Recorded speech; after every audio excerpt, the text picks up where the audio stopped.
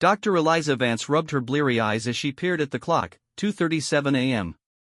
Another late night at the lab, but she was too close to a breakthrough to stop now.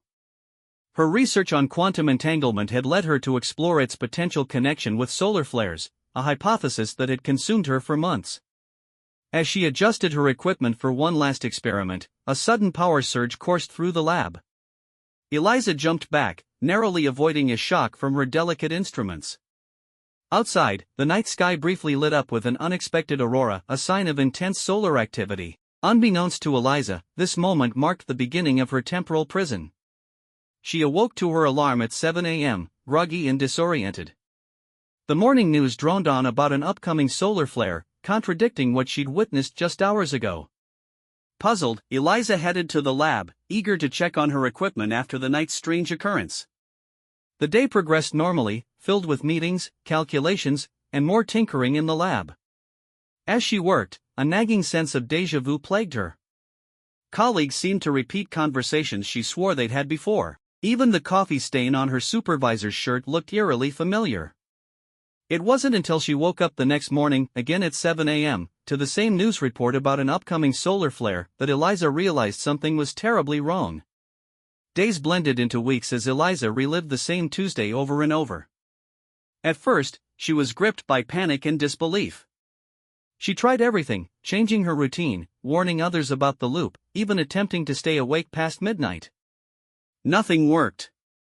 Each morning reset to 7 a.m., erasing all her efforts. As a scientist, Eliza's initial fear gradually gave way to curiosity. She began to approach her situation methodically, using each reset as an opportunity to gather data. She noted every detail of the day, from the pattern of birdsongs outside her window to the exact wording of casual conversations. Weeks turned into months. Eliza's emotions oscillated between frustration, despair, and determined focus. Some days, she barely left her bed, overwhelmed by the futility of her existence. Other days, she threw herself into her research with renewed vigor, convinced that the key to her escape lay in understanding the very phenomenon she had been studying. It was during one of these focused periods, on what she estimated to be her 127th iteration, that Eliza had her epiphany. The solar flare wasn't just coming, it had already happened. The surge she experienced that night in the lab wasn't a simple power malfunction, it was the result of a massive solar event that had somehow trapped her in a temporal loop.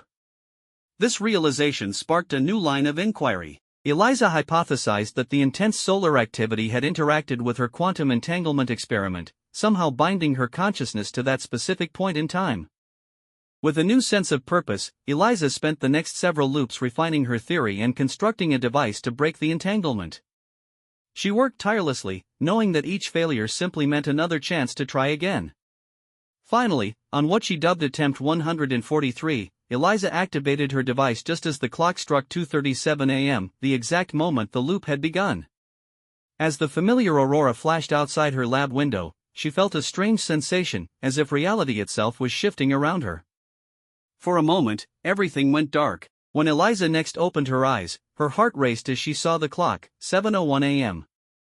The news was different too, reporting on yesterday's solar flare rather than predicting an upcoming one. She had done it. She was free.